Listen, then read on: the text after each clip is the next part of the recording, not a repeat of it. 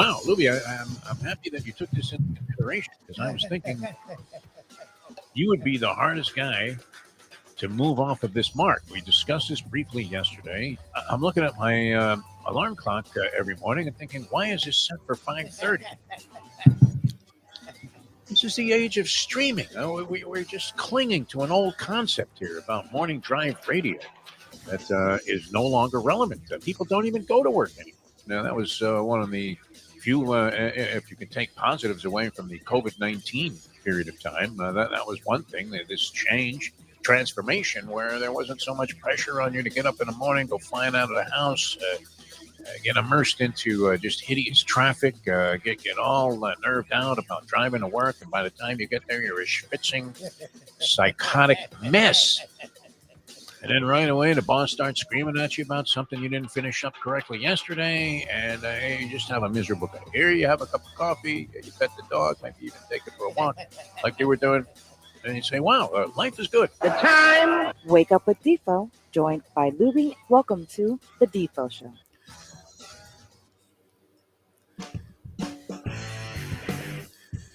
And a very pleasant good morning, everybody. Great to be with you on this edition of the Defo Show, a Wednesday edition of the program. Jeff DeForest, along with one Mike, Mr. Morocco, Lubie Lubitz. And happy to have you with us. That clip is especially relevant because we have made an executive decision here on the program.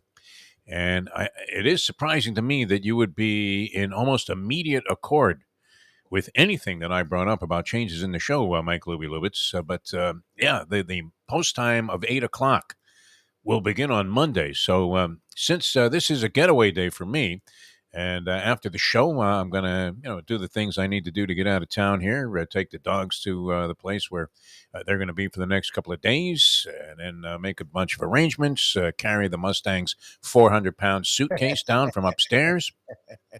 There are a lot of stairs in this place, man. I mean, it's a 3-story job. And, by the time you get up to the upstairs bedrooms there, you literally feel like you've climbed the Himalayas. And that suitcase is a bear, man. It's a narrow stairway. I'm tempted to get one of those things. I never thought I would resort to this, Louie. Remember the ads they used to have? I don't see them so frequently anymore because it seems like an absolutely absurd idea. I guess it's necessary for some people, and I don't mean to impugn the integrity of those people that need this piece of apparatus because there are people that really don't have the capacity to go up and down stairs that unfortunately are living in places that have staircases in them. Yeah. And remember that thing they used to advertise? It was like you sit on a seat and it takes you up the stairs like a little escalator. Yeah.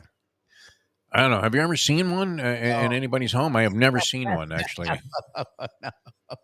Because I'm thinking if I'm in that situation, I'm moving to a place, if I can, that doesn't have any stairs.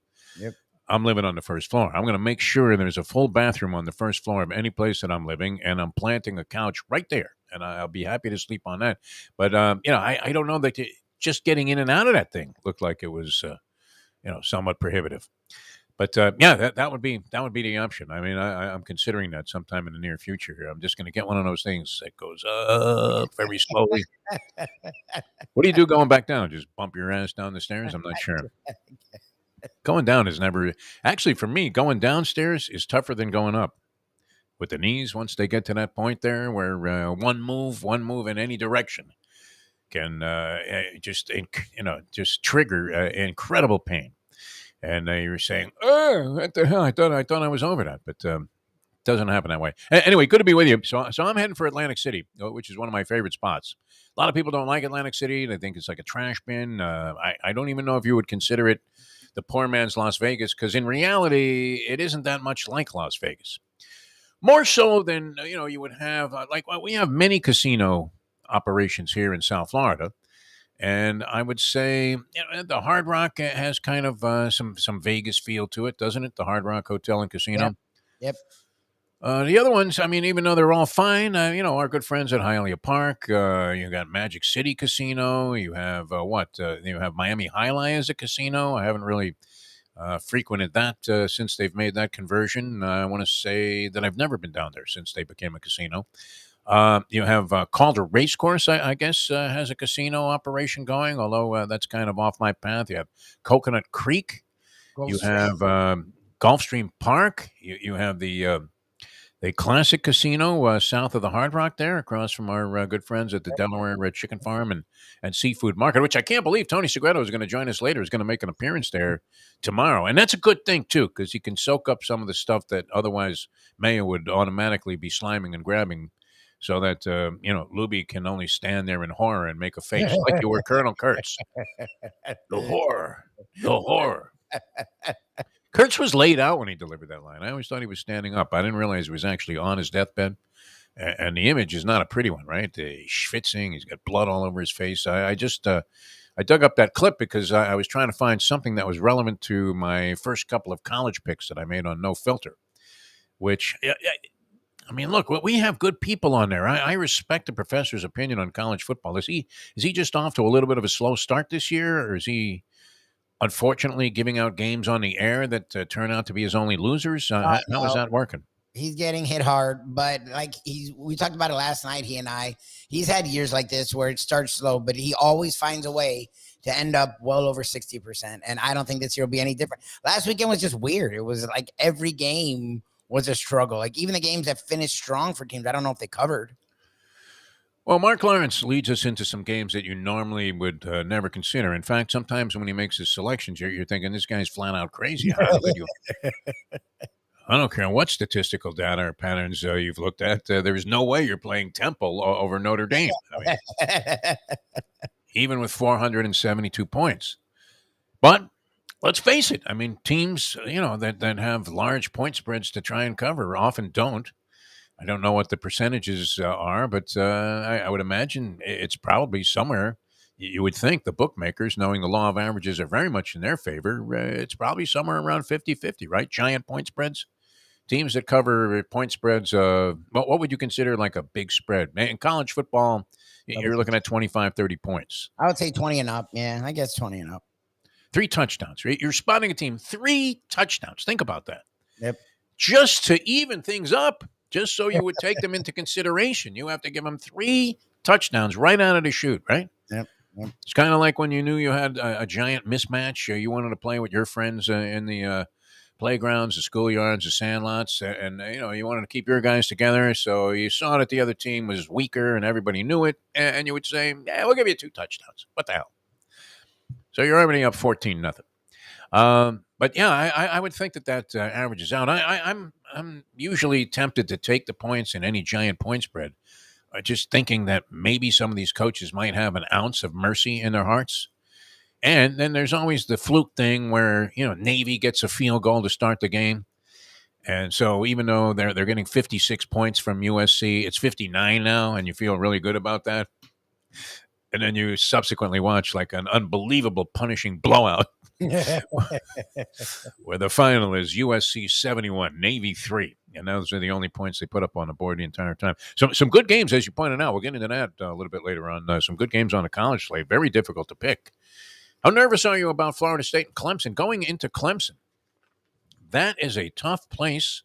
We've said it many times. I have a lasting visual impression of going into the Little John Coliseum there to cover Kane's Clemson basketball game. I think I was there 2 seasons out of 3 that I was on that basketball circuit.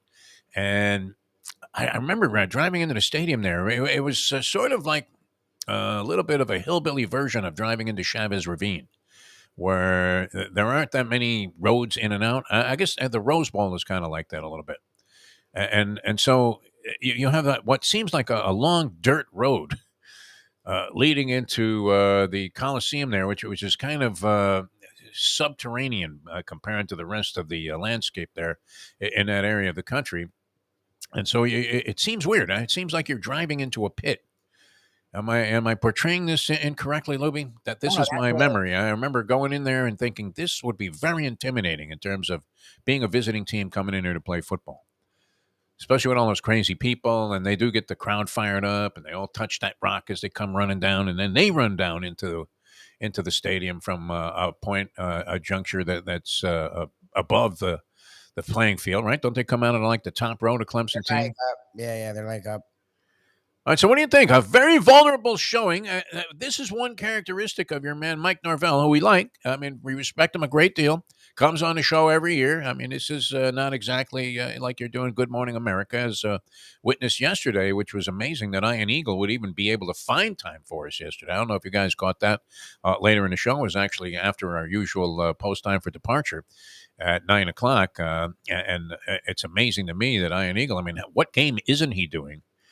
And that he has time to accommodate us for our conversations, which seem to occur every couple of months. And he was brilliant yesterday. Of course, the blank space reference on the Travis Kelce catch has this guy beyond universal in terms of recognition now.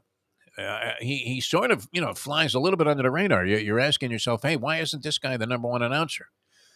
And, here's Nance. He's been around, and naturally you have to kind of capitulate to the seniority there. But don't know that CBS is doing that for long. They're slowly plucking everything from Nance. Pretty soon, as we've been teasing Iron for years now, he'll be saying, here's Big Jack for par. What a great gig, announcing golf, huh? You don't even have to say anything. All you do is just give the guy's name. Tiger. Often one name, not even two names. Yep. Here's Phil. Yep. Oh, my God. What a gig. Oh, look at that. You just, you get that little crowd noise in the background there, the ambient sound of the event. Ah, as the putt trickles by on the right side. That is the noise they make. What a great gig. Wow, yeah. Unless you're like one of those British announcers. Oh, it's a pity. His ball has worked its way into a watery grave. You're thinking, what the fuck are you talking about, Peter Ellis? Watery grave, my ass. He's in the trap. Crazy. Anyway, so we're feeling good. We'll talk later on. Tony's going to join us for a little old school, and we'll get into that. Tony Segreto, and then Tommy Hutton going to be with us. I caught a lot of Tommy Hutton last night. That was a typical game of this Marlins season. Did you catch any of this action last night? I saw the end result. So the Scott guy was good, and now he's just turned into Robertson. Like, what the fuck's going on with the Scott guy? Yeah, I haven't seen his recent outings. I mean, he came in. I felt fairly confident. 3-1 lead Marlins had going in the ninth inning. Scott takes the mound. They'd gotten, obviously a great job from all of the relievers that have preceded him, including this Nardi guy who has a phenomenal statistic in terms of not allowing inherited base runners to score, which is not the easiest of things to do. Where, you come in, and in this case, he comes in with the bases loaded and one away. I think there was one out when he came in, and he gets 2 outs without giving up a run. Might have been 2 away, but I'm pretty sure it was 1 away. He replaced your man, A.J. Puck. Actually, that's Sarney's man, A.J. Puck. I don't hate Puck. I hated Floro. I don't like Puck. Puck had a little stretch there where he was, just really, sincerely dangerous when they brought him in after having a brilliant stretch early in the season. And he looked like a real find. And I think he's kind of straightened himself out, come back, and has acquitted himself very well of late. But not last night. It wasn't like he was getting hammered. He gives up like a fluke single to McNeil. Then the next guy up gets a base hit as well, also kind of a cheap hit. And before you know it, the bases were loaded on 3 hits. The third hit might have been an infield hit. So without getting hit hard, he's got the bags juiced. I think with 1 away, they bring in Nardi, who had a haircut, which always scares me when a guy has really long, scraggly hair. Then all of a sudden he shows up looking like he's playing for the Yankees. Or he just, joined the ROTC program on campus. That was fairly common, when you would see a guy go to the other side. Because, the military, being in the military wasn't necessarily perceived to be a favorable thing then. I'm glad that the attitudes have changed towards our servicemen. But, I was part of the hippy-dippy movement. We were all opposed to the war in Vietnam, and it seemed like anybody who was embracing it, even if it was involuntarily, was on the wrong side of things. But, we didn't really understand what was, going on beneath the surface there. I mean, if you're drafted into the Army at 18 and they send you to war. I mean, we shouldn't have taken such a dim view of these people. But the ROTC program was not necessarily held in high regard by the hippy-dippy people that I hung out with, which was the majority of people in the school. So here everybody has hair down in their ass. And, every now and then one of your friends would show up in the freshman dorm and he had the buzz cut going. And you're thinking, No, fuck, you didn't do it, man. You joined ROTC? I know there's some scholarship money involved in that, but did you really have to sell out and go to the other side?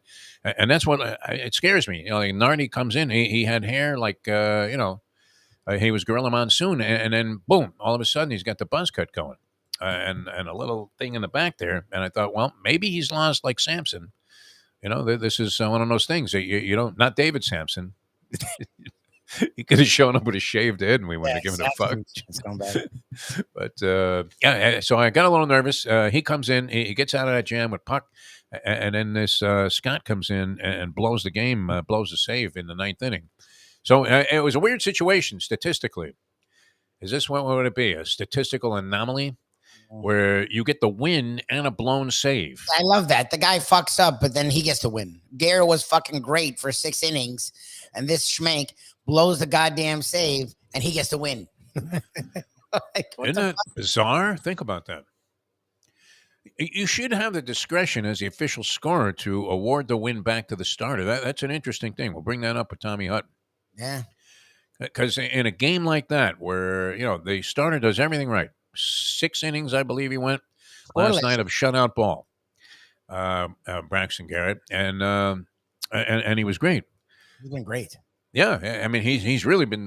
They've gotten some very, very strong efforts out of their starting pitching of late, from unsuspected sources. I mean, where Cabrera's come back now, he's pitched well.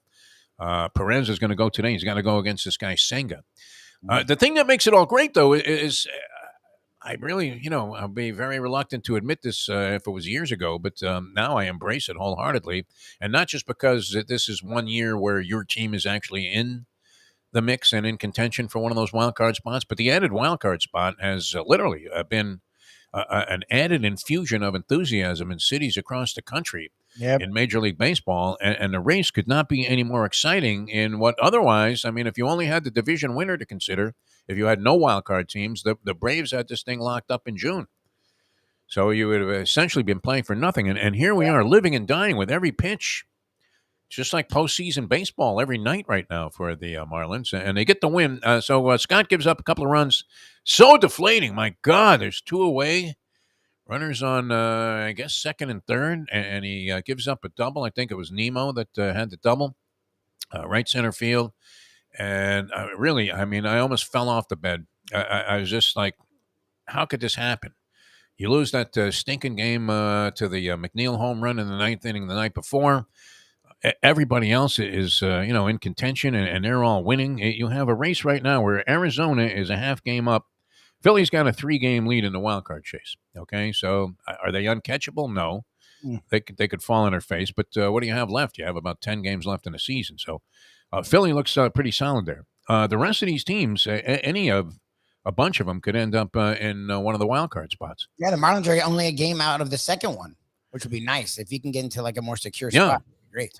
Yeah, Arizona is a game ahead of the Marlins. The Cubs are a half a game ahead of the Marlins. The Marlins sit there a half game out of the playoff picture right now. Cincinnati is a game back of the Cubs, and San Francisco is 3 games back. The American League wildcard chase is kind of crazy also, where Toronto is 1 game up on both Seattle and Texas. And Seattle and Texas are in a dead heat. So if you look at it, you have, 1, 2, 3, 4, 5, 6, 7, 8, 9 cities that otherwise, would not be. I mean, a couple of them are still knocking on the door, possibly for division titles. But of the 9 teams that are in contention for these wildcard spots, are in position to take it down right now. You probably have 7 that would be hopelessly out of this thing, because there's no way you can anticipate anybody catching, the Braves. I mean, that was obvious. Like we said, since a very early point in the season. So it's made it a lot more exciting. It'd be fun to talk to Tommy Hutton. And of course, the Marlins rally in the bottom of the ninth after I had sent the text to Jim Sarnian saying this is a disaster. I had to remind myself that they're still coming up in the bottom of the ninth. There's a chance here. But you're thinking, when you blow a lead in this fashion, they had worked so hard to achieve. They got great pitching all the way through. They managed to put play. Rise was out randomly with some fucking leg thing last night. Rise, was taking like some ground balls in warm-ups or something, or he's just out there fooling around, and he turned an ankle. So hopefully he's going to be okay. This is a guy, that you absolutely want at the top of the lineup. But wow, tough left-hander, that guy, Lucky Lucchesi. He had emotion, and I'll ask Tommy about this too when he comes on. But and they did a comparison. They showed a video comparison of his motion. Did you see this guy at all pitch? Lucchesi, you said you turned in late. He was out of the game after, I think he pitched into the seventh, maybe, for the Mets. And he had been pitching very well. The Mets, surprisingly, with all of the fanfare that was attached to them getting Verlander to join Scherzer in their rotation, both those guys are gone. Scherzer is out for the season, I think, with the possibility of coming back for the playoffs. Verlander, I think, has done well. I haven't followed him lately with the Houston Astros, who he returned to. But they're getting some exciting. That guy, Buto, who pitched 2 nights ago, been pretty good. This guy, Lucky Lucchesi, has been very good for the Mets. And he reminded me a lot of Clayton Kershaw with his motion, much more so than Dontrell Willis. Although when they showed the two visuals together there of the two guys in their windup, he had that kind of herky-jerky thing and a high leg kick. Real tough, guy to gauge. But they managed to get to him a little bit. They finally got a couple of runs off the guy. They were up 3-1, and you think they're breezing, and then you thought you got stabbed right in the heart. But they come back. Berger's been great. This guy, Jake Berger, he's really been a force, a catalyst for the Marlins. And if you look at it, they replaced the two guys at the corners. You had, Garrett Cooper at first base and Segura at third. Segura was hovering around the Mendoza line all year. Cooper was okay, but wasn't really what you would consider to be a consistent sizzling bat that you have as a threat in there. And they replaced him with Berger and Bell, and both of those guys have been excellent. Yep. So that was a very fortuitous and, obviously, a strong move by Kim Eng to get these two guys who, we had heard of Josh Bell. Did you know anything about Jake Berger? I don't know. No. The reputation was that he was going to maybe hit you 30 home runs but strike out 300 times. I never heard of him. And then I started looking into his stats. I'm like, at least he gives him pop. But I'm like, he strikes out a lot. He's been much more of a contact hitter. In fact, he has a game-winning single last night. Nice shot right up the middle. To close things out as the Marlins walked it off and won in the bottom of the ninth, 4-3. So that was huge, right? Think about that. You're still hovering there, and it's hard to imagine that you could do much better than they did in this supposedly treacherous stretch.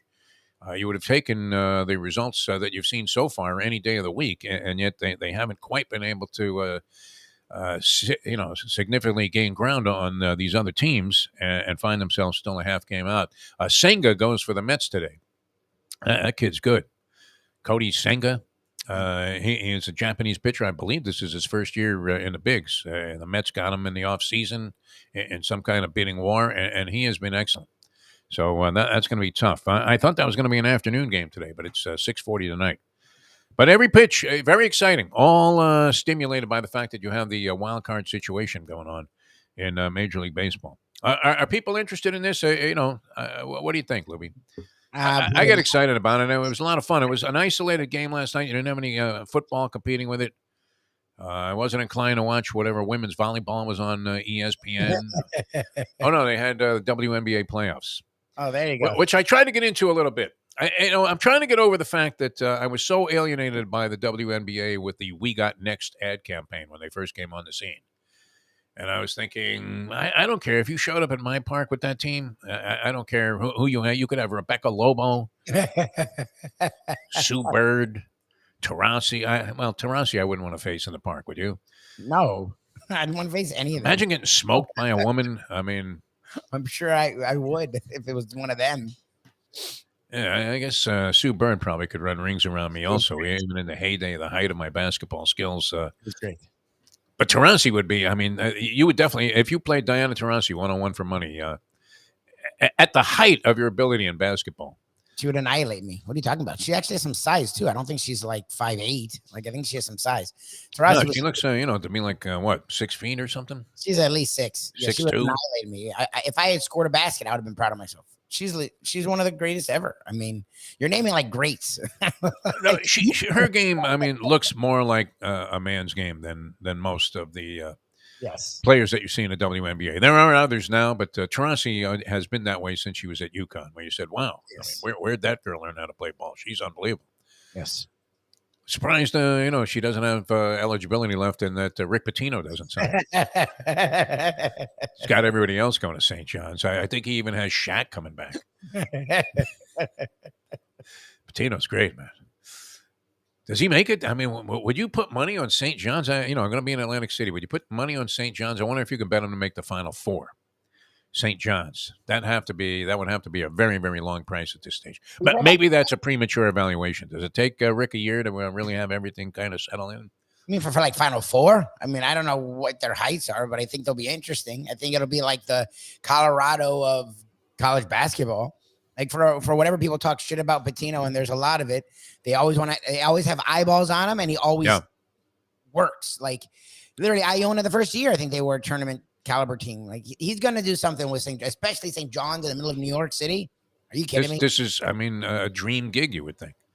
For Rick Pitino, if he rides this out the door, man, I mean, does he not go out in a blaze of glory? Oh, yeah. I would think so. And still has whatever it takes to recruit kids. Is it money? I mean, how the hell is he doing this? He's got a couple of guys from Greece where he had connections, where he went to pro coaching for a little while. And what? I mean, where hasn't he rated to get kids? Kids from New Jersey that never, ever considered going to St. John's or all of a sudden can't wait to sign. The fuck is going on there, man? Lifetime free pass at OTB? Yeah, exactly. The Jamaica Queens. I will never forget what a scumbag place that was, the Jamaica OTB parlor. That was even shocking. That was an eye-opener for me, Lubie. I mean, here I am. I'm on my way to Atlantic City, which is, degenerate heaven also. Although there, I mean, you fit right in with the wise guys that are over in the corner there at the Borgata Racebook and now Sportsbook, although they're kind of separate, where if you bet the sports in the race book, but then you would have to go to another room to actually. They'll put some of the stuff up, but the sports book itself, the sports bar is in another area. It's like a few feet away, but that's where these guys hang out now. That are always in the warm up suits. They always have the good black warm up suit with the white stripe down the side. Yeah. A lot of rings, a lot of big gold rings, chains. And you're thinking this is either a meeting of the Buffalo Wise Guys or a rap concert is about to break out. But they're always in the corner there. Hey, you seen Lou? Hey, ask him if he's got the 2 dimes. Next time you see him, you tell him he's got to see me. I just want to, go by you and make a bet here. I'm not interested in your financial arrangements with various losers who can't come up with the 5 points a week. But, it's an interesting place all the way around. And looking forward to being there. So do I make my typical 3-team baseball parlay tonight, which is a loser? And if I do, I'm not sure I'm going to get there in time to bet the Mets. Okay. Because I am flying Spirit Airlines. So you have to factor in, what? 3-hour delay. 6 hours of leeway either way. Your flight will be leaving shortly. Did you bring a plastic bag to carry your stuff on the plane? What's funny is Mustang, which you signed on online, and you know what I love about this? There's no way to undo it. I mean, there might be a way, but I haven't discovered it yet. And neither is Mustang, who's very good at this sort of thing. I mean, she's great at buying shit and getting it delivered and canceling this and credit card manipulation, all of this stuff. I mean, she's right up there with Hunter Biden when it comes to this sort of thing. But she accidentally paid for both a carry-on and a check-in bag. I love how that's a thing where you pay for a carry-on. That still sounds like the most oxymoronic. Well, and it's more for the carry-on. It is. They charge you more for a carry-on. Yeah. They don't want you carrying this shit on the plane. No, they don't. And even with these kind of restrictions and, being very punitive to have a bunch of carry-on, I'm always amazed at what people carry on these planes, right? Guy's got like a giant bird cage on his head. And you got a backpack that looks like he's going to fight with Schwarzkopf in Iraq. Sorry, and then on top of that, like 2 giant suitcases that he wants to put in the overhead bin. And I'm thinking they were frisking me to see if my wallet fit in this thing. How is this guy walking on there with like he was the good Greek movers? It's incredible. it looks like McGill from the zoo. You got like animals with him. But yeah, I have like the tiniest of suitcases that we're going to take advantage of this carry-on thing, and I know I'm going to get busted for it. Yeah, but you paid for it. If you pay for the carry-on, let me know how liberal they are that now all of a sudden you paid for the carry-on. They probably let you take on a goddamn fucking. You can't fit anything. You couldn't fit my pecker in that little Oh no, that thing's little box that's by the check-in place there. No, but I'm saying I think if you pay for it, they probably just let you go through. They probably don't even fucking take it that seriously. The whole idea is to get you to pay for it. Did I even check those tickets though? I don't know. Do they even check and go, wait a minute, you didn't pay for that carry-on, sir? Wouldn't it be worth like a bluff attempt at least once? Except they probably really, just cremate you with a fee if you're trying to sneak by without paying. No. Spirit checks everything. Spirit's one of those where they nickel and dime the living shit out of you. So some of the, like, we were just on American, and it's not the greatest service, but when it came to because it was a long haul flight, they were cool with us doing carry-ons and this and that. So they weren't really checking that tightly. Yeah. But if you do Spirit, you do Frontier. Shirley bought a bag that was by their standards. Watched videos on YouTube. Went to TikTok. Did Frontier, and they still fucked her on the bag. So, like, some of these places, like Spirit, they are like... Oh, no, I've had experiences with them. And ice cold. I mean, they must train these people that work the counters there to just... I mean, it wouldn't matter what happened. You could stab yourself in the heart right in front of them, begging for just the slightest bit of leeway. And they would still tell you, that's 51 pounds. Yep. You want to remove something? And it's like, oh my God, you'd almost rather be like it's the people that picked up Brittany Griner at the airport there in Russia weren't as cold as the Spirit Airlines people are. But you get what you pay for, I guess, and that's how you have to look at it. Now, I would be going with nothing. I mean, I could fit my stuff into a very tiny bag at this point. But we used to just get one check-in bag and then share that. Yeah. Which was mostly Mustang stuff because when are we going to be there? Wednesday, Thursday, Friday, coming back Saturday. And Wednesday is pretty much shot by the time we get there, but you would still need 11 outfits. Even though 80% of the time you're going to be there, you're going to be sitting in a slot machine with some woman with a cigarette, which, the ashes are all the way down to the filter there and lipstick smeared above her lip. Going, I was playing this machine. Did you put your stuff here? You don't really need that many things in terms of variety of clothing. Well, you guys go out at night, I guess. So you women, you want to change your outfit, I guess, from all day to the night, I guess. I don't know. Yeah, I mean, you can go visit a couple of restaurants. Got the usual freebie comp there where Gordon Ramsay Steakhouse. I mean, should you worry that Gordon Ramsay Steakhouse is going to blow the temperature that you asked for your steak to be cooked at? Because that was an horrific experience that I had there that one time. Last time Mayo was wrong. It was 2 times ago that they sucked. Didn't you go again? Yeah. Yes, I did. Yeah, it was fine. And Mayo, he's so hypocritical when he talks about restaurants because, if it's him, he's Mr. Tolerant. Oh, well, did you ask? And I'm not inclined to ask management about this or that and make a big stink. I never do. You know what? I wouldn't even think to do that. I would just bitch. When I see a manager, I mean, yeah, it just seems like, it seems almost absurd that you would even call a manager. But, that's one of his things. But he's always talking about, well, geez, they just opened up or maybe they had a bad night or whatever, which is possible. Okay. So I'm not inclined to condemn a place. I mean, if I go back there again and I have the same negative experience, then maybe you would consider not going back a third time. But I'm figuring, a place that prides itself on steaks and, obviously has the name of a very famous chef associated with it, that they're going to get it right eventually. It was just I didn't have the patience to send back that one steak like a third time. And that's just stupid. Yeah, I mean, it's like by the time they did the second thing, I know they went out of their way to try and accommodate me. It was like, okay, it still isn't right, but I'm not going to say anything.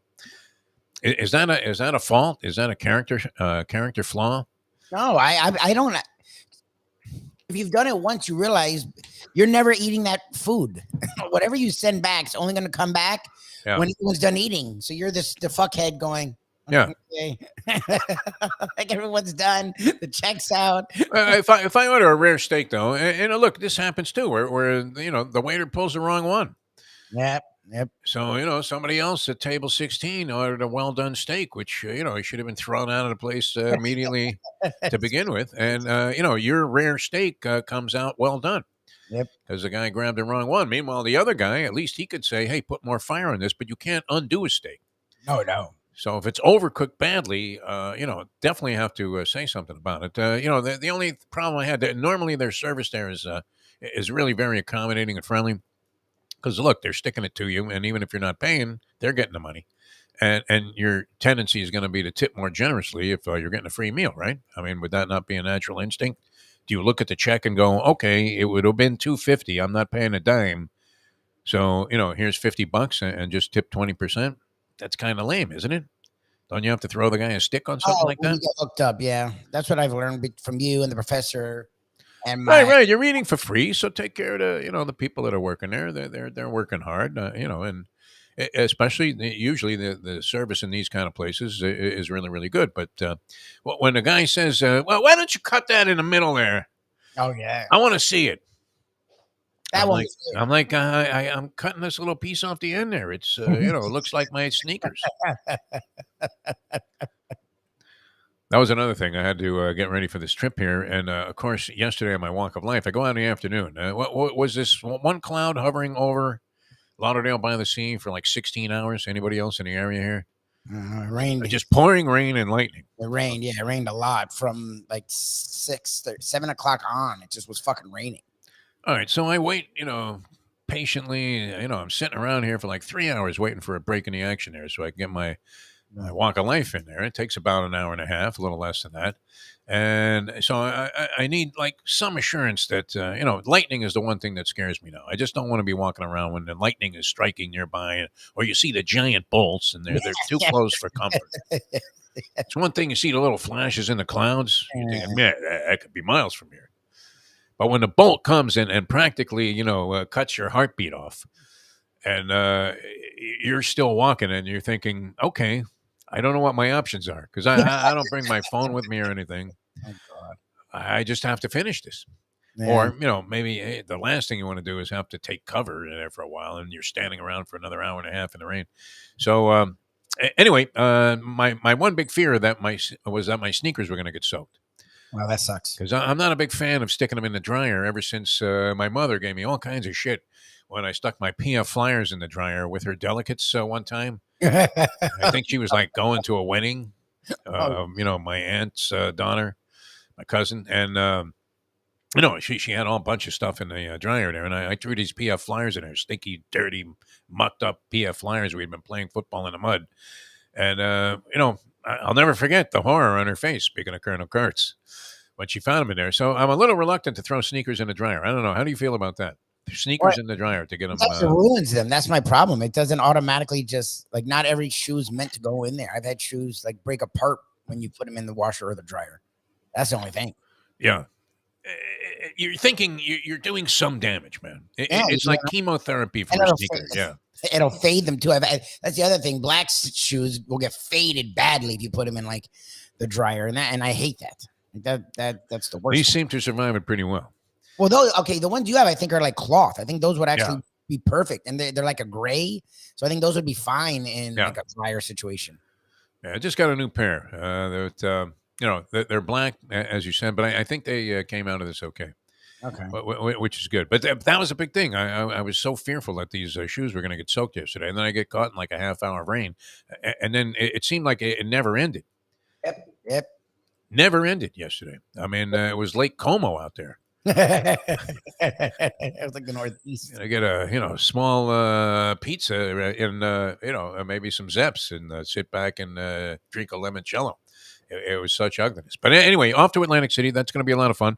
I'm going to try and get my parlay in. Which way would you go on this Marlins game? I have had no luck betting the Marlins. They have ruined my last 2 trips to Atlantic City in terms of parlay baseball action. I cashed one small 2-team parlay that my friend Ira, the Met fan, came up with. But he was heavily ensconced in chalk. And so his $20 two-team parlay ended up paying like $42 or something like that. Nothing. Mm. So I need action tonight, though, Louis. What do you think? Mets? I lean Marlins. Maybe they get the freaking sweep. I don't. I say They don't know who their starter is going to be. Oh, it's not Perez. Perez isn't starting. Oh, is it? Oh, yeah. Perez, I think, is going to start. Is it? Let me look. I saw this. I forgot. This is yesterday's news. It says Perez. I supposedly he's like 50 innings over what he's ever done before, so that's not great. But whatever. Perez has he not been pitching well? I was going to say I feel like he's come on the last month or so, and the Senga guy who's been strong, but I think the Marlins close it out. I don't know your other two. If you're trying to go for 3 teams, I have no idea. The other 2 fucking teams. Well, when you do, Yankees are surging. They take on the Blue Jays. That's a 7:05 start. I think I have a shot to get down on that one. I'm not sure I'm going to be in a position to bet this game at 6:40. Taking away, can I sue Spirit Airlines if we make a pick on the show, which would be documented, and swear that I was going to bet 200 on it? What time is your flight? That's where you have to. Theoretically, 3:55. Yeah. Oh Jesus! Oh yeah, there's no way that flight's not leaving till 6. It's like an automatic 6 o'clock. Yeah, where do these planes on Spirit Airlines come in from? I don't know, because Shirley taught me that when I had done Spirit and I had luck, and I know Ken always got fucked on the Vegas one. Yeah, no, the Atlantic City flights are usually okay. I never had issues, and then Shirley and I had a Spirit flight once, and she was just sitting there, and I'm like, "We're supposed to board in 10 minutes," and she laughed loudly in my face, and she's like, "There's no way that's happening." I'm like, "What do you mean? It says boarding, and like in 10 minutes, and people were gathering," and she's like, "Yeah, there's no way. Watch." And then right 5 minutes before, bing, an hour. Then 20 minutes before that, 2 hours. I think we left like 4 hours later. I was like, holy shit. And every time since then, any Spirit flight I've been on, it's a minimum of like a 2 to 3 hour movement. That would be a disaster here. I have to hope for ultimate luck. Yeah. All right, so you're saying Marlins tonight. You feel confident the Marlins can beat this Senga kid in the Mets? Yeah. Send them packing. Yep. Have Buck Showalter. I mean, he's aged 100 years this year, has he not, Buck Showalter? Yep. There was an article today talking about whether or not he comes back. They have a new guy in charge. They didn't fire their general manager. They brought in this guy, Stearns, who Steve Cohen, the owner, has been a huge fan of. And Stearns, I believe, I want to say was the assistant GM with the Milwaukee Brewers, or he was in the Brewers organization. I want to say that.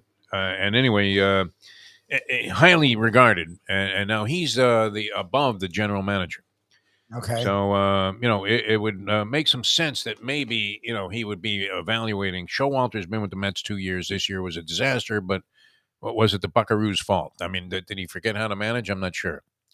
I didn't follow them closely enough to know, but yeah, I mean, this is like do or die. David Stearns is the name of the guy that came in there to run the whole show with the Mets. So, well, we'll see. Speculation. He has the endorsement of some of his players. They love him. Lindor says it shouldn't even be a question if a Mason skipper should return in 24.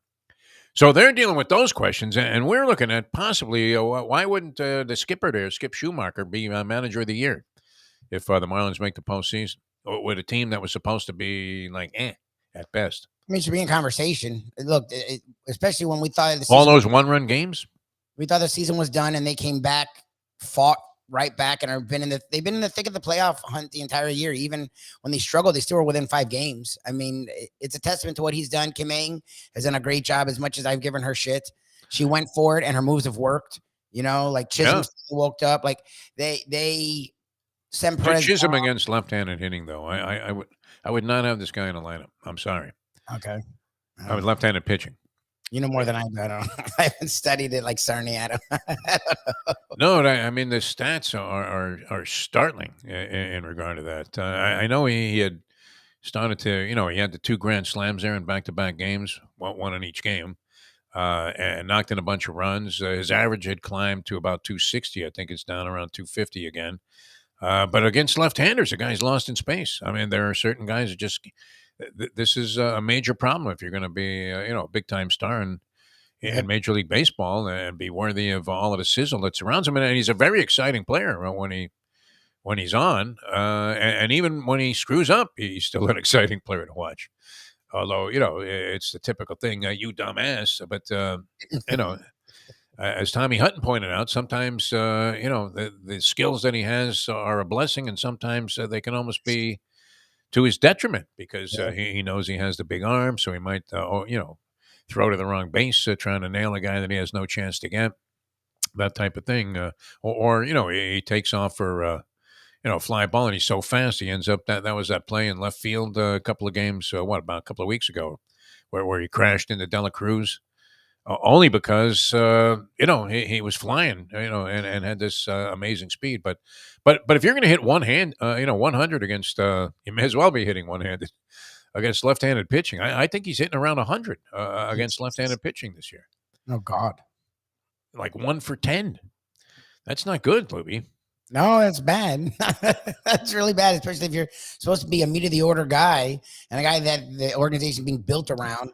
They can't go, oh, we're taking him out today. There's a lefty. Like, no, like he's got to hit every. It's relatively futile every time I've watched him, and borne out by the statistics. I don't know if we have his stats breakdown where we can find him. I don't know. I'll look for it. Jazz Chisholm versus left-handed pitching. Not good. I want to say he's hovering around the 100 mark in batting average against left-handed pitching, with enough at bats in those situations to convince you that the man definitely needs to do something. Career, this season oh jeez, he's 10 for 62, and I guess he went 3 for 4 against a left-hander this week. Okay. All right, that's what changed. What was he before? 7 for 58. Wow. Jesus Christ. Think about that. Yeah, it's like 125 or something like that. He's 161 as of now. Now he's 160. He brought it up to 160. Right, well, he significantly increased his statistical, qualities there, and makes my argument a bit lamer. But I've seen the futility. I'm amazed by it, actually. Yeah. That a guy could be that bad against. I mean, we've seen it with other hitters. Whether it was usually a left-hander versus a lefty, more so than righties versus righties. But he's atrocious against left-handed pitching, and that's something that can't persist around his career. I don't know what you do to fix it after this year, because it's been abysmal. All right, we're coming back with more. Tony Segreto is going to join us about 8 o'clock. Tommy Hutton to get into baseball, which is great. Later on, we have some college football action. Lubie, you haven't really stepped out on this FSU Clemson game. We talked about what a shithole going into the stadium is, but nonetheless, I mean, significant house advantage there for Clemson and Dabo. Yes. Well, I think it being a 12 o'clock game actually benefits FSU because it's not nighttime, prime time, all the Death Valley bullshit. So that actually, I think, benefits FSU. I think Clemson has struggled, so obviously that benefits FSU. It's a young quarterback who has had their offensive line has not been strong. They haven't ran the ball well. And Florida State did have that trap game, which I don't understand it because you should treat every game like it's your only game. But they are kids. They have heard a lot of shit, how good they were. And I think it was sort of a benefit in that sense that it'll focus the crap out of them. Like Norvell fucking lost it on him. So, and he rarely loses it. So I think you should see their best game. My question for them is not every game can be fucking Clemson and LSU. Like you have to be able to beat BC the same way you play Clemson. Like this team is sort of under Norvell gotten up for these games and play these games where even the first year when they struggled, they were really good in games like this. Like they didn't get annihilated in games like this, but they sort of will fall flat. So I actually am sort of confident in this versus Clemson. I'm just curious what they do the rest of the year because every game won't be Clemson. My one thing with Norvell, and as we've witnessed here on the show, I mean, just a straight arrow seems to, represent all of the virtues that Tony Segreto would try to, convince us here on the show we're dominant throughout college football. The coach who cares about the kids and their education and all of this shit, which is great. But that tendency to just leave games hanging there in the balance. Yep. When he has multiple opportunities to ice the game at different junctures, and then you're asking yourself, how is this other team still in there with a chance? Yep. And that was the case with BC. That was the case not in this year's game with LSU so much, but last year. Wow, I mean, he did everything in his power to give it away. We were gracious enough not to ask him the question in that fashion. which is, Mike, did you do everything in your power to give that game away? We'd have to get Jim Gray on the show to ask that question. Which he did ask the question of Tom Brady. Yeah, of course. Are you coming back to play for the Jets? Oh, there you go. How weird would that be if he did it, though? I mean, that would be a much better story than him just, with a sort of casual and not necessarily 100% convincing denial of any interest in this. Yeah. But, he sort of said, I'm enjoying what I'm doing now, which... Yeah, what does that mean? That's a Shanahan answer. Exactly. Hey, Kyle, why don't you be even more vague? It sounds like what you tell someone before you get a new job. Yeah. It's like the vote of confidence. We really believe in Joe Johnson. He's doing a great job. Joe Johnson was fired yesterday. Like, that's literally like what that sounds like. Sounds like something that you would say if you were in radio. Yeah. Exactly. While you're in talks with another station. You're going to be on the air on another station that same day. And you sign off and say, yeah, there's some rumors out there. I want to dispel them right away. I'm very happy doing what I'm doing right now. Yep. And then, at 2:00, you go on to new big-time fanfare in a grand opening, segment. That, they bring the trumpets out, they're blaring, and, hey, the Defo Show. Here it is, right here. I think I've done that. I feel like you have.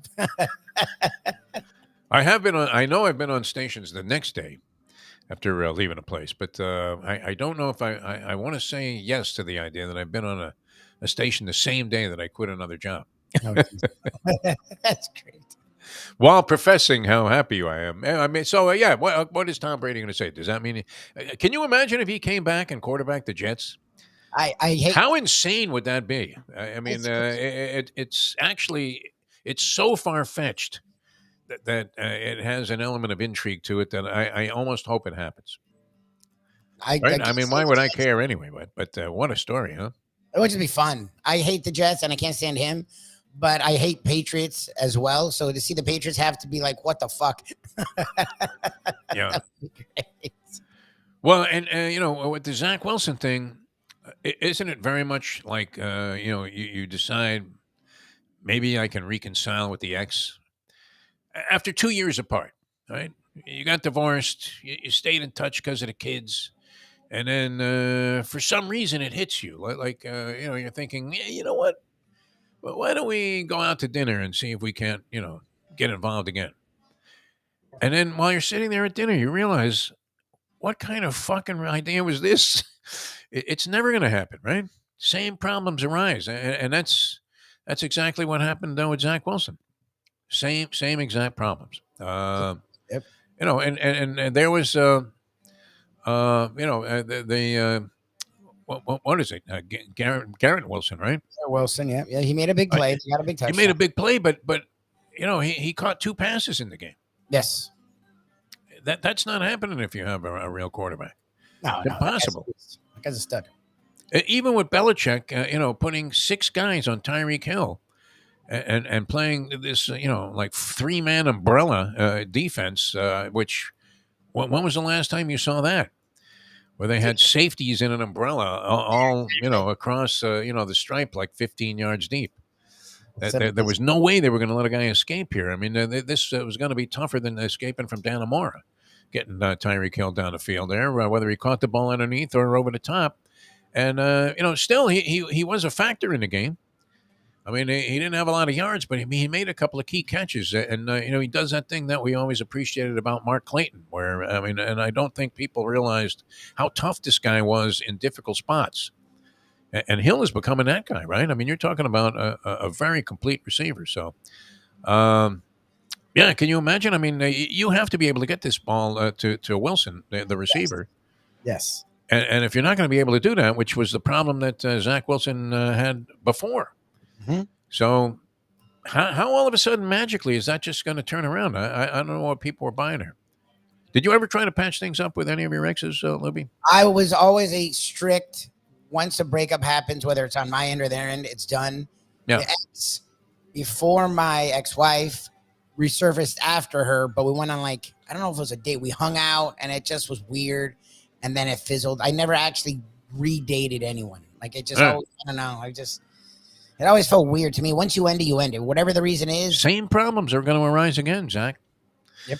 That's what the New York fan base and national media was buying into this, weren't they? Who was professing and proliferating that idea? Was that Mike Tannenbaum's idea? Oh, don't worry about a thing. You know what? This guy's been sitting behind Aaron Rodgers there for 4 weeks. Yeah, there you go. Rodgers feels like They said Rodgers for 4 years behind Brett Favre before they gave him the football. Exactly. I guess they had a problem there with Favre. What do you do? He's a Packer. I mean, it would be like spitting on the grave of Fuzzy Thurston, benching Favre in favor of the rookie. All right, coming back. Tony Segreto is going to join us. You want to pop him in real quickly right now? The great Tony Segreto. Can we do that? There he is. Of course we can. He's right there. There he is. Good morning. Good morning. Good morning. How are you, Tony? You look good, kid. I'm They're fine. great. How are you? We're doing well. It's a getaway day for me here. I'm heading out to know. Atlantic City. You know I love it there. I know you do. And I was called by Mike Mayo yesterday to pinch hit. Oh, beautiful. I heard you're going out to, and this is right in your area there, Delaware Chicken Farm Seafood Market tomorrow. Delaware Chicken Farm, and then Friday at Gulfstream with Joey. Yeah. Oh, Joey's coming back? Yeah. That was fantastic, man. Yeah. I was thinking about, Joey. I mean, what a tremendous, person he is. But, the things that he did out there during the heyday of highlights, still almost incredible to conceive that. And as he got started, as he said, like 15-year-old kid, Yeah. he goes in there against these guys that are like, it would be like, some schmenk, American walking into the Premier League, years ago and all of a sudden lighting it up. I mean, it was unbelievable what this guy was able to do. So that's great. And you'll like Delaware because, all of these places, put out an incredible spread for us, which is amazing. But these Delaware people, Yeah. They really do enough of an overload that even Mayo on a diet, there should be enough food there for everybody. I heard. You see the concern on Lubie's face, so you will see it. Oh, Mayo's gross. Yeah. Lets his gross flag fly at fucking Delaware. It's the worst. Lubie, Yeah. how was your trip? Trip was fantastic. But I am happy to be back on American soil. I'll tell you that. Yeah. Yeah. No camel riding. Will you ever do that again? I mean, Did you see a camel? We rode camels. It was fine. I like traveling. It's just I'm always happy to be home. Like when we did like the tour thing, so we were like doing 3-4 cities a day, and we were on a coach for like 2 to 3 hours a day, and it's like it runs you ragged. Like you get too home much. Yeah. exhausted. Like I'm happy being here. We have a routine. We missed our pup, our kitten. And I miss doing the shows. Like there was a lot of sports going on, and I ignored a fucking bitch. Well, you come to the right place there. Louie. That's right.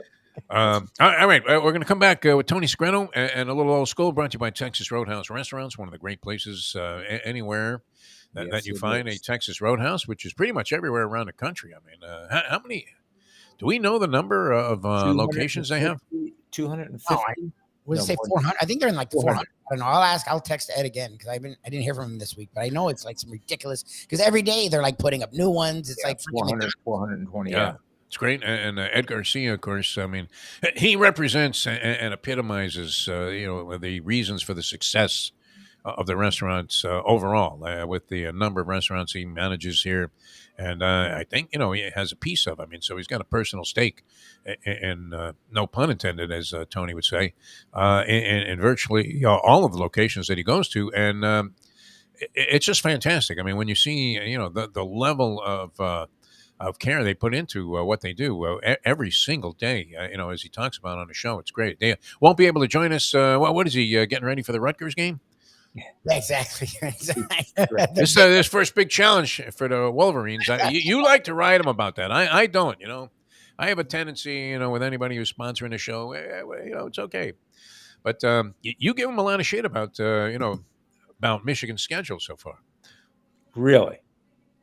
It's ridiculous. They play 2 games. They play Ohio State and Michigan State. The whole year. And Michigan State's a disaster right now. Michigan State in total disarray. They're number 2 in the country. Unbelievable. All right, we're going to come back. Tony Segreto, we'll go old school. And then later on, after Tony, we'll have Tommy Hutton joining us. Yes. talking a little Marlins baseball, which has been a good story so far this year. Laced with anxiety. You know, we've been living and dying with the Marlins for a long time with our various campaigns for the over with one of our fine sponsors, Deal Volkswagen. But wow, this is exciting. I mean, coming down to the wire, still in the race. So it's been a lot of fun. Tommy's going to join us. He's been doing a great job talking about guys with. I mean, imagine this. He's one of the few things in life, Tony, that is older than Defo. Well, if he's older than Defo, he must be older than me. Yeah, I mean, we would play that game, you know, like Tropical Acres Restaurant. Older or younger than Defo? And the answer is older, but not by much. All right, we're coming back with Tony Segreto, old school, in a moment. Now that The time. it's 8:00. Folks, Tony Segreto here. Let me ask you a question. What do you look for when you go out to eat? Good food, obviously, friendly atmosphere, not too loud, but good energy, reasonable prices, and a place where you feel comfortable. All those ingredients, no pun meant there, are hard to find unless you're talking about the Texas Roadhouse. You see, they encompass all of those attributes. Really, really good food, amazing atmosphere, good for a family, good for a date, or just a night out for yourself, and prices that will make you extremely happy. Their ribs unmatched. Steaks hand cut every day. Everything, and I mean everything, is made on site, including their incredible bread. It's the one day, folks, that you can forget about low-carb diets. Trust me when I tell you, Texas Roadhouse, your restaurant, your destination when you say, where should we go and eat tonight? From the newly renovated sports bar to the beautiful bayside views captured at the Tiki Bar, Jimmy Johnson's Big Chill has it all. Located at mile marker 104, the Big Chill also offers waterfront dining while experiencing breathtaking sunset views of the Florida Keys. It's simply the hottest spot in the Keys to cool off. That's Jimmy Johnson's Big Chill at mile marker 104 in Key Largo. For more information, call today at 305-453-9066. What we gonna do right here is go back, way back into time. We are now kicking it old school with the one and only Tony Segreto, brought to you by Catholic Health Services and Texas Roadhouse. Tell me, doctor. All right, welcome back to the show, the Defo Show here. Mike Lubie, Lubitz, Mr. Morocco, and Tony Segreto going old school with us. Yes, sir. You got numbers up? What's that now? You got the spreads on games. Oh, spreads. Yeah, no, I have them right here in front of me. I've got the entire thing. Far from his hands. Yeah. You know, we love the smell of point spreads in the morning, and I'm going to be heading out. I won't be able to. I don't know if I'll be able to get down action on tonight's baseball games, but definitely going to be considering betting some football. You got a Thursday night game tomorrow when I'm in Atlantic City. Yeah. Well, what are you looking for, Tony? You looking for a spread? Well, I'm looking. See, let's see. I see Florida State and Clemson as a pick 'em. I think Florida State was a slight favorite. They're getting points. 2.5. 2.5. Florida State. As a home dog. Florida State. See, that's a good bet. Because take Florida State and lay 2.5 points. Oh yeah. Yeah. Oh, wow. I love you think they blow Clemson out? I think they win, but I don't know if it's like that. Yeah. They win handily? I think they win by 10. Easy. All right. Let me ask you this, Tony Segreto. In your many years of broadcasting and traveling with the great Sonny Hirsch and being involved with the Hurricane program, did you ever broadcast a game from Clemson, a football game? No. No? Okay. We never did a game from Clemson. They were Big East when you were doing their games. They were the Big East. They were the Big East. You didn't. Yeah, they were the Big East. They were in the ACC. No, but I've heard of. I've been to a game at Clemson. You have? Okay. So very intimidating place to play, is it not? I mean, does that factor in? But I heard with this Florida State game. But I heard Lubie before. It not being a night game, it's going to play a big difference than if it were. The fans are not going to be the same. Yep, it's early. Yep. It's just an early game. I would be more leery of the fans at noon. No, these fans there. No, after they drink all day. No, that's the scariest. Honestly, Tony, this is a true story. I will never forget this. And we were traveling with the basketball team, and they were playing Clemson. And I've mentioned this before on the air, but I still can visualize it as it transpired. Where Leonard Hamilton, we're kind of in the hills there, somewhere seemed like we got lost coming from the airport to wherever it was that we were going to be staying, which was going to be near the Clemson campus, obviously, or as close to it as you can get. And Leonard gets Leonard Hamilton, and there weren't that many people. It's not like a football bus, right? Because it's a big bus, and there's only like maybe 20 people traveling, 25. And so, we're on this giant bus. We pull into this place that, is some roadside, looks like hillbilly smokehouse type of place where there's literally a still outside. And Leonard Hamilton walks up to the front desk as they were watching, this bus full of large black young men, in the deep South here, and literally asked the guy, do you guys know of any place around here where we can get some soul food? I mean, this was right out of the. Mind if we dance with your dates? This was right out of Animal House. God. What was the answer? And the guy just looked at him, and they didn't really say anything specific. I don't know if he realized that maybe this team was accompanied with some kind of security. Otherwise, I think we would have all been shot on sight. So I think these people would be scary in the daytime, would they not? The fans of the Clemson Tigers? No, it's going to be a game. It's going to be a regular game, and it's going to be they're going to be on the road. Yeah, there'll be partisan Clemson fans, but I think it can be managed. It can be managed. It can't be managed at night because it is out of control. What do you make of this performance against Boston College? Which are we just shrugging that off, putting a line through it? It was an absurdity. It was an aberration. Yeah. Exactly, because they were looking past Boston College to Clemson. They were just getting. They thought they could throw their hats out there and win. That's what it looked like. And they found themselves in a game. And we saw more teams than not do that. Their third game of the season, fourth game of the season. Notre Dame did it against Michigan. From Michigan, yeah. From Michigan, Central Michigan. They were in a game. They were in a game against them. Look at Alabama. Georgia was slumbering their way through what should have been an easy win. I mean, how many of us wished he would lose that game? Oh, Saban, that would have been fantastic. I always wish for that. Yeah. He'll lose this week. I stopped short of wishing Saban would be hit by the team bus. I draw the line at violence, which, by the way, we haven't even mentioned this.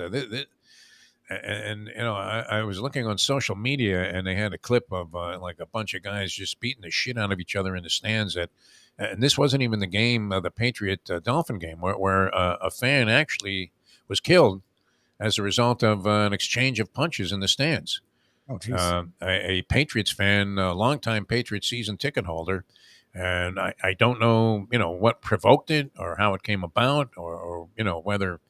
This exchange of blows that came from the guy, the culprit who, ended up killing this guy with two punches, who was a Dolphin fan, apparently. They get into it in the stands, and the guy literally, he never came back to life. They think that they know what it is, but they haven't released it yet, and they're doing an autopsy report on him now. Oh, my God. What the hell? But have they figured out who the guy was that was throwing the punches? Yeah, they got him. You would have to think that he would be subjected to some kind of criminal investigation, at least. But boy, that's happening more and more at games. Oh, this guy took a brutal beating. This thing, it was on Facebook, Tony and Mike, and I'm looking at it going, my God, they just beat the shit out of this guy.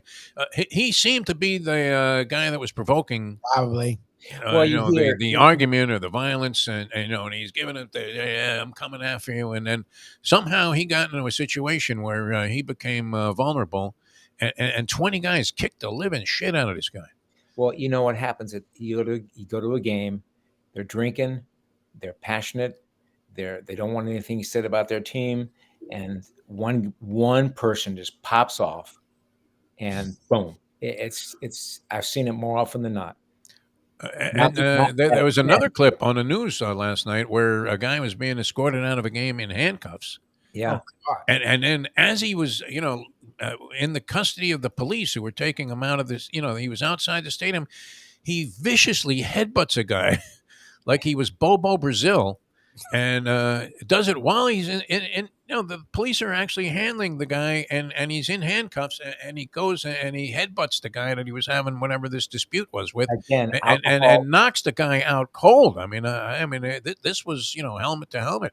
It was alcohol crazy. makes you do funny things. Alcohol makes you do. That's why stadiums are starting to stop sales of beer at the end of the third quarter.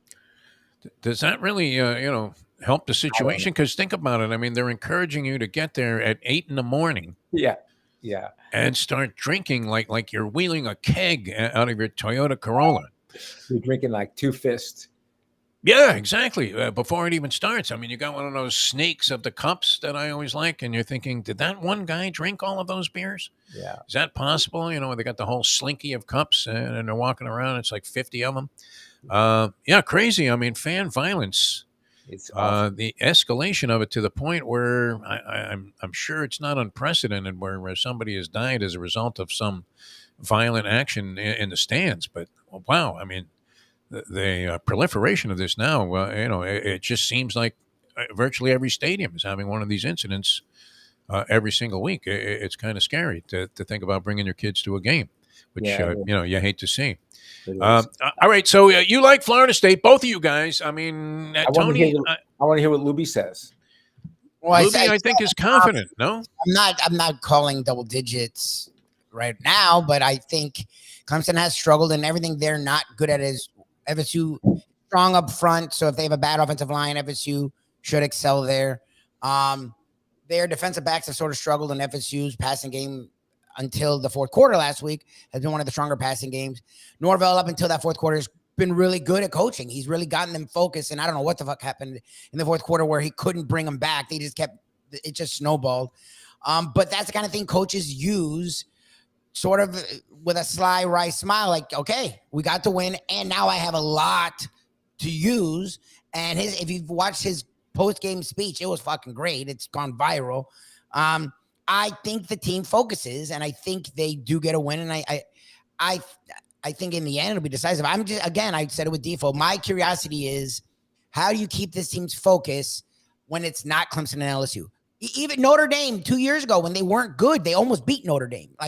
3 years ago, when they were really bad, they almost beat. He's been good at they beat Carolina when they were number 5. They dominated them. He's been good at getting them to play well in these games. It's the Bobby Bowden did it too, where they would just lose to NC State and they would lose to you can't, if you want to be great, look at Georgia. Yeah, they struggle, but they win. They always find a way to win those games. Well, they struggled last week and they won. That wasn't a win for FSU. It took 18 penalties, setting a goddamn record, and they still only won by 2. They didn't limp with a victory. They got given a victory in that game, and it's funny. The Clemson game actually isn't my fear. It's the Duke game. It's these games where they're not automatically up. Well, the Duke game they can't sit down on, and that's the thing. So that's my. It's funny. I'm not looking past this game, but the great teams find ways to be focused no matter who the fuck you're playing, and this team hasn't gotten there. Duke is really, really sneaky good. Elko's really good. Sneaky good, and Elko's got him playing great. And Notre Dame's got to play him the week after. Oh Jesus! Notre Dame's schedule is ridiculous. Yeah, Notre Dame is. You guys, are giving us national championship implications in these games with Florida State. We'll see.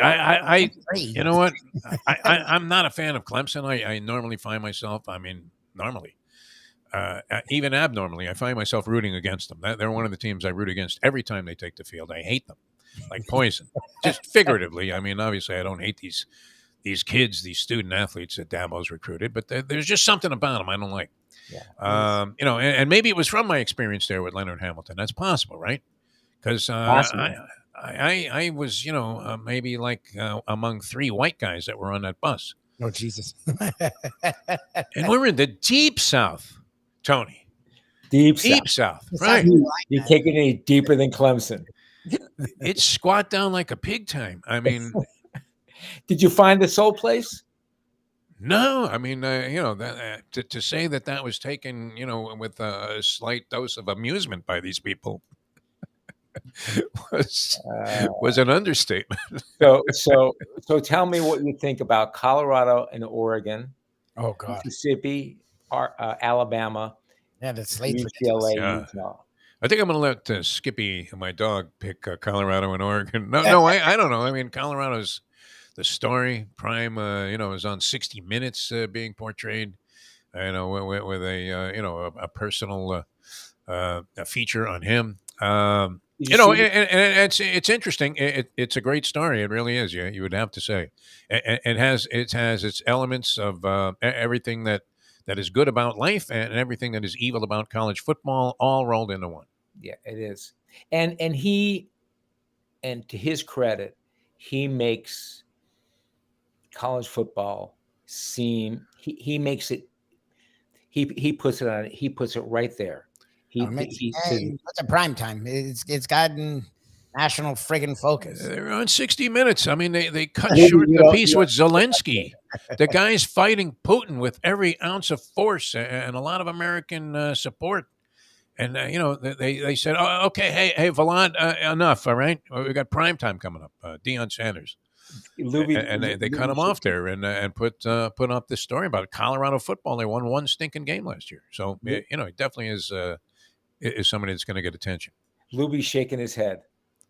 Oh, I can't stand the whole thing. I think he's a fucking used car salesman, and I'm so geeked up. They're finally into the goddamn Pac-12 schedule, because what's so funny is this year it's not the SEC, it's not the Big Ten. The Pac-12 is the best conference, and it's the best conference by a lot.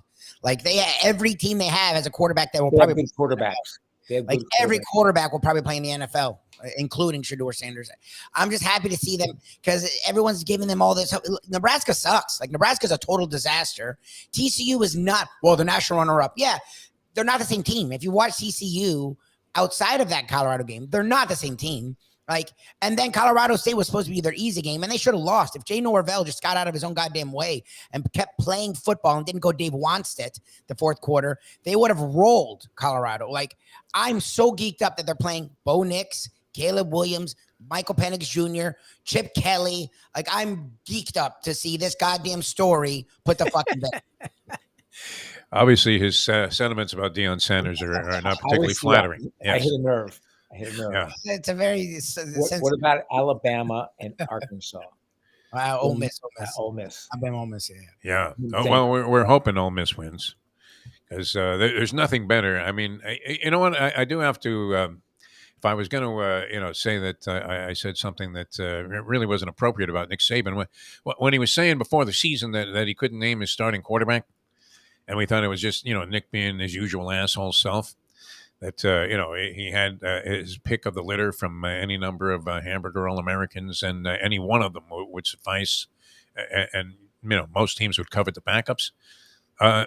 He was legit. He doesn't have a quarterback. And you know what? He's making Tommy Rees take the fall. That's what everyone's putting it on Rees. Yeah.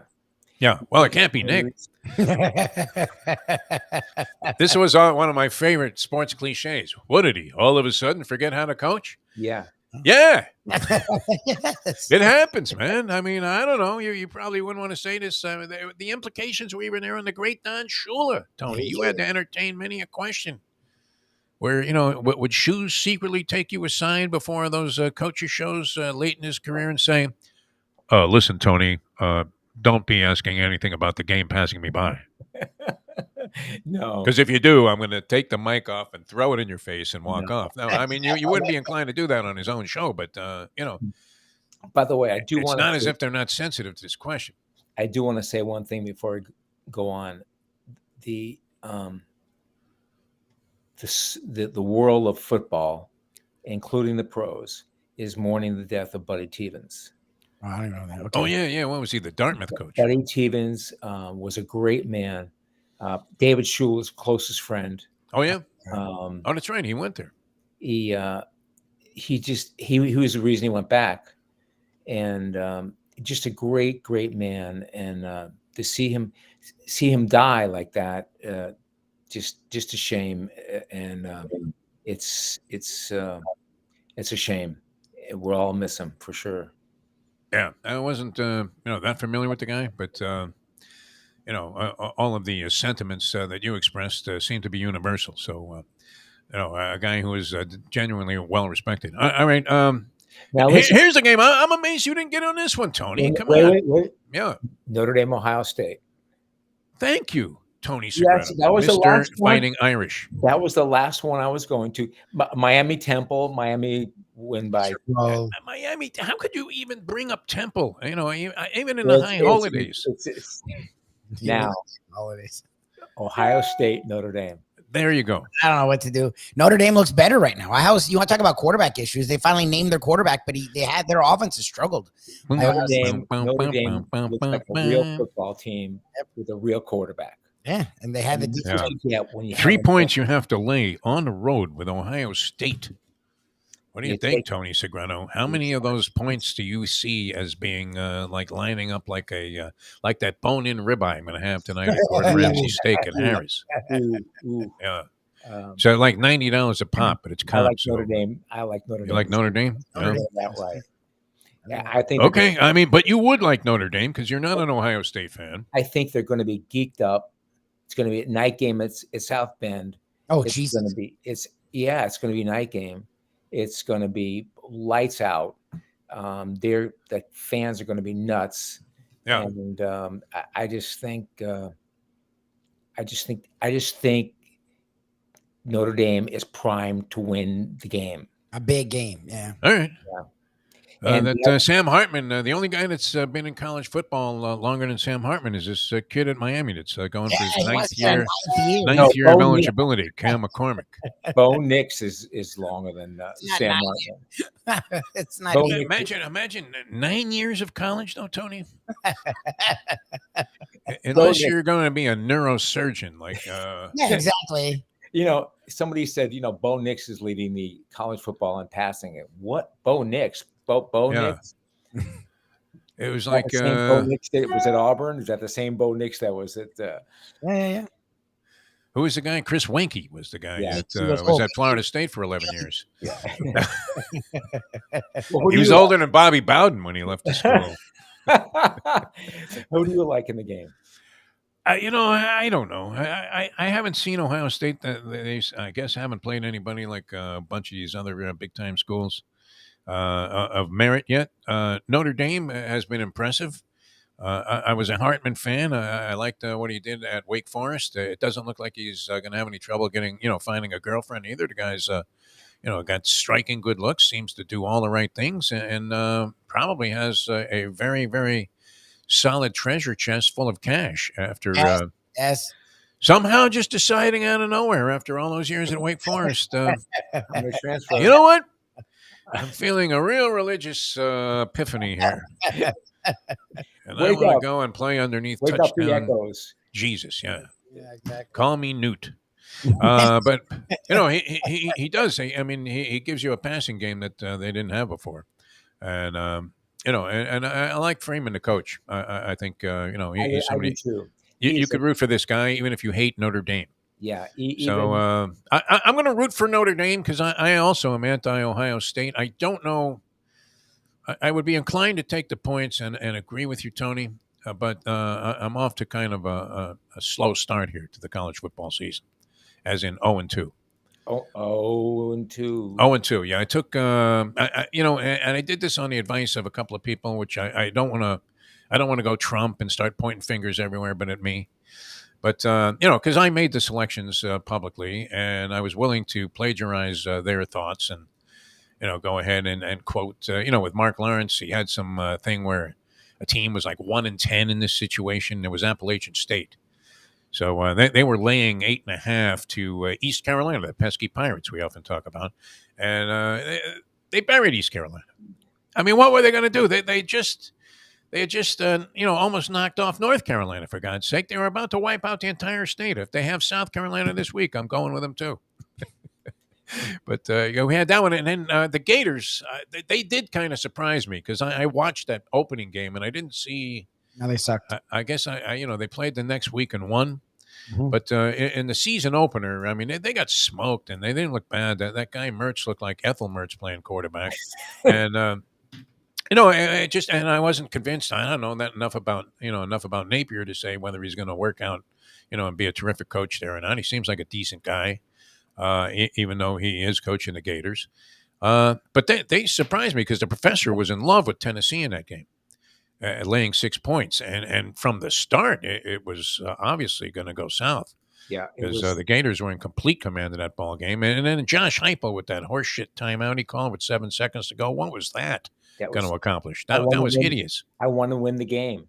I want to score I want to score 2 touchdowns in 7 seconds. How ridiculous! That can only that's be a his catalyst for reasoning. a game closing brawl, which ended up taking place. That's not my reasoning. That's his reasoning. Yeah. It makes no sense. That's No sense. That's not mathematics. No sense. One play is 7 seconds. And he'd called a timeout, with like 14 seconds when they were going to take a knee anyway. I mean, it's so stupid. I know. What possibly could have happened? I mean, has a team ever won under those circumstances? I mean, no. I mean, is Herm Edwards going to pop out there and pick up a fumble somehow? and run it back when all you had to do was take a knee and run out the clock? And they needed 2 touchdowns. I thought that was really that didn't seem to be as questioned as it should have been. Bush League by him. Yeah, that was Bush League by him. I was surprised by that. Yeah, for sure. But the Gators surprised me last week. They may get it back. I don't know, but they look really good against Tennessee. Yeah. All right. I mean, so you like Notre Dame getting 3 points at home? Yep. You would be inclined. I don't know. Miami is laying 23 and a hook on the road in Philadelphia against the Temple Owls, Mighty Owls. What do you say there? I'll take Miami. Yeah, I got to take. And the Florida State game, I take Florida State.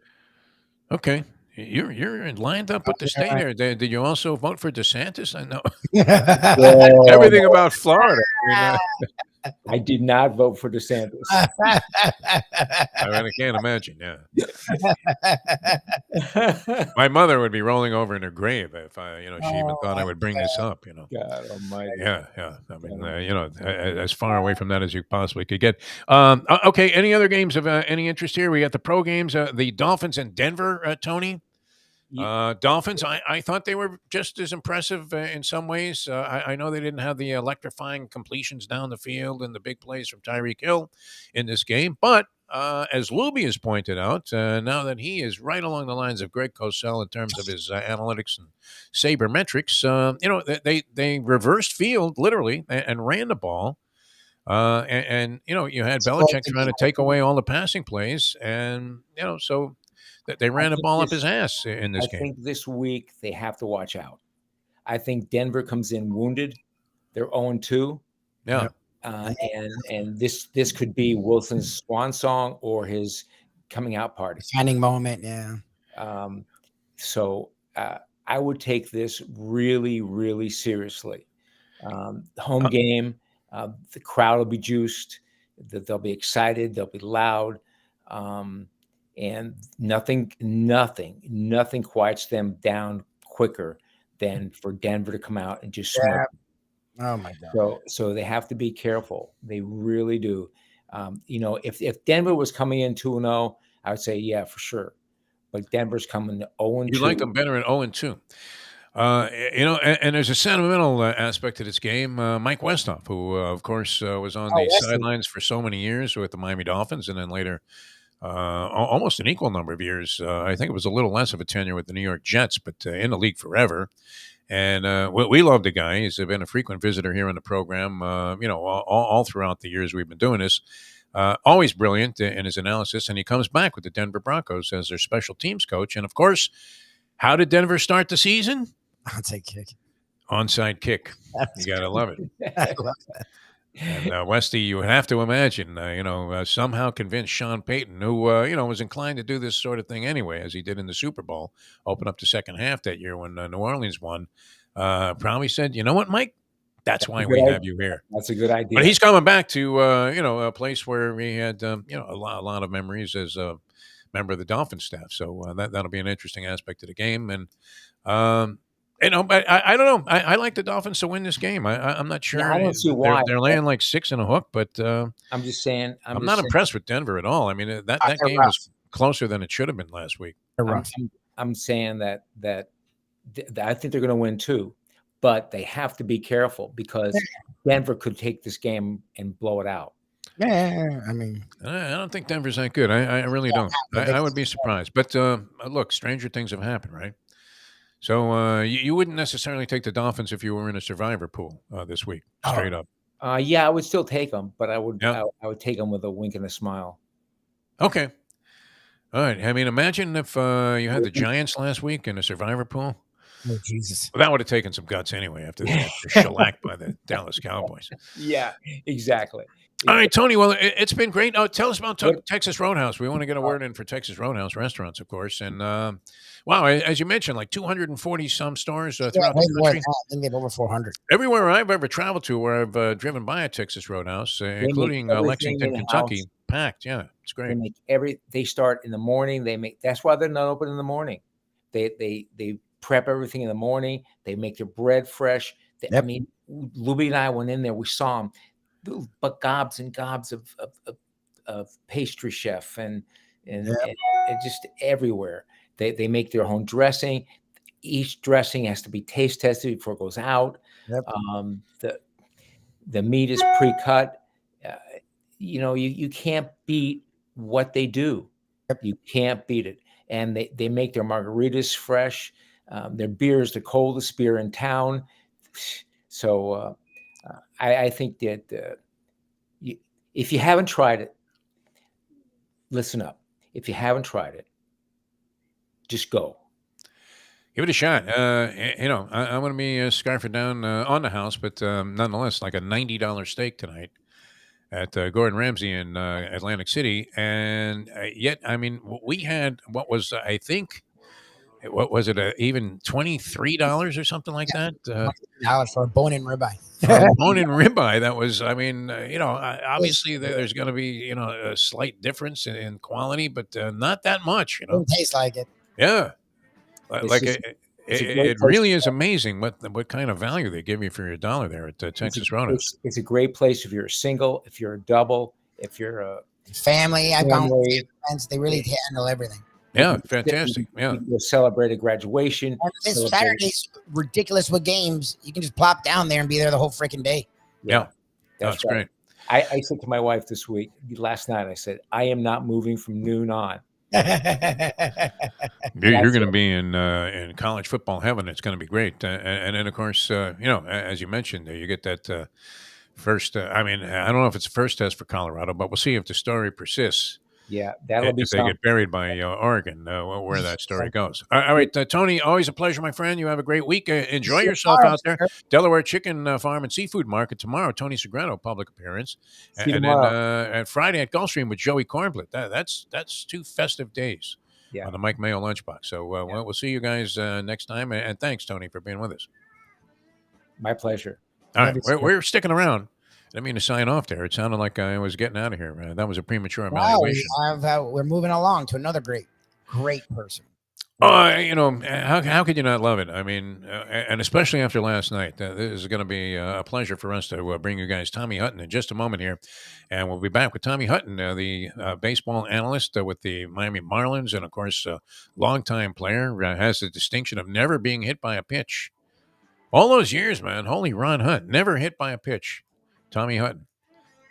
He must have the the flexibility and coordination of like Mitch Gaylord, man, to be able to dodge pitches like What that. does he attribute that? We brought that up with him a lot, but I'm curious what he attributes it to. Being agile, being Elusivity, right? They were asking him to work with Tua in the offseason. I have to bring that up and see if that's true. All right, Tommy's going to join us in just a moment. Now that.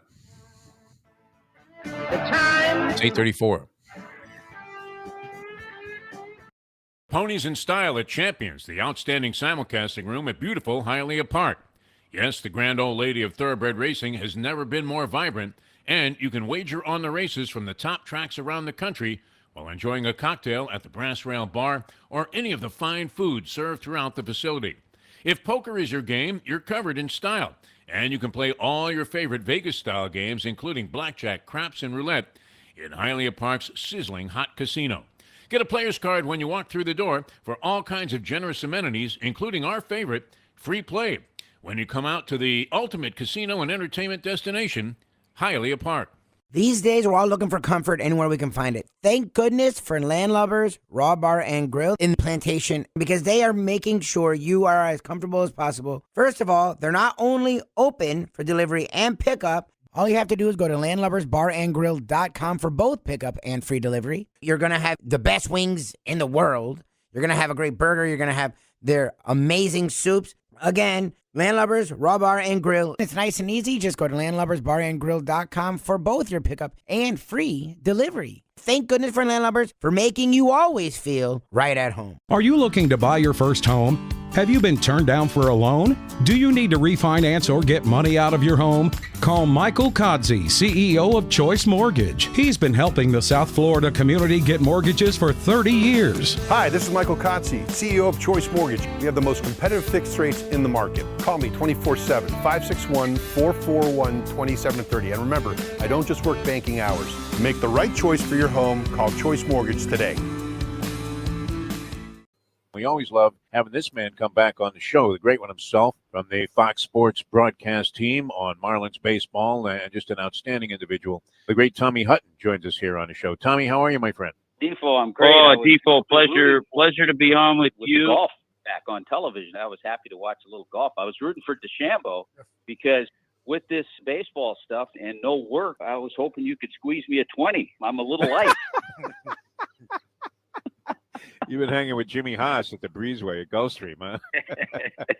The only way to get your morning started is with Defo, joined by Lubie, right here on the Defo Show. All right, welcome back to the show. Jeff DeForest, we got Mr. Morocco, Mike Lubie Lubitz, and always a pleasure to welcome this gentleman to the program. And it was great listening to him last night, although after the top half of the ninth inning, I had to go right to the medicine chest, and I started gargling with Xanax. Because we're living and dying with every pitch now with these Miami Marlins. It's been tremendous. We welcome to the show the fine color analyst on the Marlins broadcast on Bally Sports Florida. Does a tremendous job and is a great American as well. The great Tommy Hutton joins us here on the program. Tommy, how are you, my friend? Hey, Defo, I'm doing well. I had to make a trip to that medicine cabinet as well. I mean, it's getting interesting, and you know what? Fans always over the years when the team has been out of it at this time, you know, they've complained and blah blah blah and all this, made excuses. Well, there's still only 10,000 people at the ballpark, so I don't know what they want, but this is what you ask for. You want your team to be in some kind of a wild card chase at this time of year with a week and a half left in the season. And the Marlins have been absolutely amazing. They've been resilient.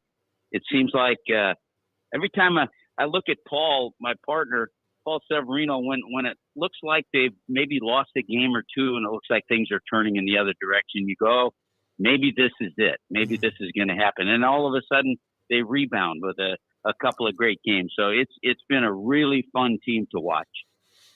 Well, I mean, after watching that Nemo home run beat you in the ninth inning the night before, and, you know, I was right there ready to, do a little high karate on myself or even splash some on my face, taking the ultimate risk. But, and then you see the Mets tie the ball game in the top of the ninth last night. It was gut-wrenching. And then I had to remind myself there was still the bottom of the ninth.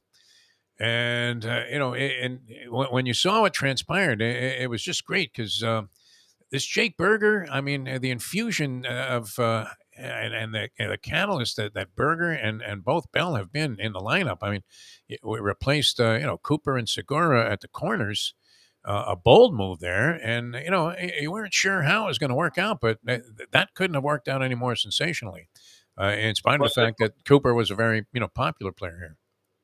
Yeah, there's no question. I mean, you look around the league at some of the deals that were made at the deadline, and I would venture to say in the top three would be the acquisitions of Berger and Bell, because they've gotten right in the middle of the lineup, and all of a sudden you look at the Marlins lineup, which early in the year, with Cooper in and out with injuries, with Segura not hitting the way he usually did, and all of a sudden you've got Arias, Soler, Berger, Bell, Jazz. You've got some good meat in that order, and it wasn't like that early in the year. So these two acquisitions, and you know what? They're two great guys. They're great guys in the clubhouse. They're veteran players. They know how to handle a lot of situations. So they've been great in South Florida. Spirit is there. I mean, even though Stallings was struggling all year, you could see the genuine euphoria that his teammates had for him when he came through with a couple of big clutch hits. Even as he sits there right around the Mendoza line for the season. Louis Arias is just a pleasure. I mean, you talk about a guy that embodies what you would want in a ball player, and not necessarily a boisterous leader, but somebody that is both leading by example and seems to just enjoy coming to the ballpark every day. Well, he has fun. I mean, you're around him and you have fun. Yeah, you just see him. It's unfortunate he was a late scratch in the lineup last night, and that kind of depicts this ball club too, the way they handle that. I mean, all of a sudden you lose the leading hitter in baseball. He rolled his ankle a little bit during some infield drills, and you hope it's not going to keep him out too long. But all of a sudden this happens, and you know what happens? Guys like Garrett Hampson come up big. Xavier Edwards had a couple of beautiful bunts drop down. John Birdie had a double. So guys like this are contributing. You mentioned Jacob Stallings. He's come up with some big hits at a huge bases clearing double the other night. Nick Fortes, who's done some catching, and he has struggled offensively. He had a 4-hit game the other night. So it is truly a complete roster that has given Skip Schumacher everything he's asked for, and I think he's done a tremendous job, and I think he's going to be, I don't know if he will be, but I think he'll certainly be one of the top 3 managers in the Manager of the Year race. What's interesting is you've had the lineup be up and down. You've had the bullpen be up and down. The rotation, which was supposed to be a strong suit, and if you look at reigning Cy Young winner Sandy Alcantara and his struggles are now out for the year. Cabrera, his struggles. No Sixto, no Mayer. The guys that were really supposed to lead this bullpen into the future, lead the rotation in the future. The rotation's been the strong suit. I mean, Garrett has been a godsend. Luzardo has really been, outside of a few starts after the All-Star break, has been strong. Yuri Perez has been the phenom a lot of people were talking about. It's really cool to see whatever the struggles the rest of the ball club. The rotation's really been the metronomic presence for this club all season long, and it's continued into this part of the season. Well, Braxton Garrett was just amazing last night. He said 27 of his 29 starts, he's walked 2 guys or fewer. I mean, that just doesn't happen in this day and age. Last 10 starts in ERA in the low 2s. And he's been solid. He's exceeded his number of innings that he's ever pitched, ever in professional ball, minor leagues or big leagues. Mel Stottlemyre Jr., give him credit. I mean, he sees different things in different pitchers. And because of that, he's kind of held Braxton Garrett on throwing in between starts so he can save some of those pitches. So he was great last night. I believe we're going to see Yuri Perez tonight. And you mentioned Lubie. I hate to differ with you. Of course, your mind is probably in a fog coming back. but I think I'm going out on a limb here. I think we may see Sandy Alcantara before this season's over. Oh, nice. You've heard it here. That's just my guess. Trust me, it's just a guess. I got a feeling we're going to see him. He's had a couple of pretty good bullpen sessions. So we'll see how that plays out. But, even in the games that Skip has had to put together a bullpen game, the bullpen's done a nice job. So overall, whatever the number is on the roster, 26 or 28 as it is now, everybody from man to man has contributed.